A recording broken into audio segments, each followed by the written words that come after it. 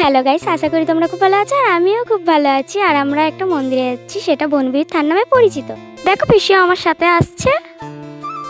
আর দেখো পিসি অনেকটাই পেছনে পড়ে গেছে আর আমি পিসিকে হাত দিয়ে ডাকছিলাম। দেন আমরা গাড়িতে উঠে গেছি। বৃষ্টি হওয়ার কারণে রাস্তাটা পুরোটা ভিজে গেছে।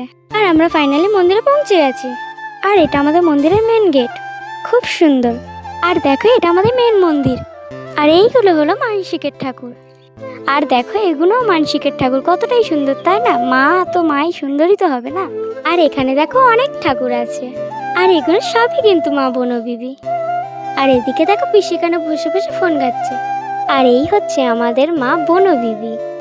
আর মা যেন সবাইকে আশীর্বাদ করে আর সবাইকে খুব ভালো রাখে।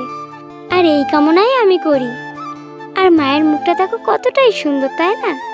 আর এবার আমরা বাড়ি যাওয়ার জন্য রওনা দিয়েছি। আর আমরা অটো থেকে নেমে গেছি। টাটা গাইস, দেখা হচ্ছে পরের ব্লগে। Bye bye.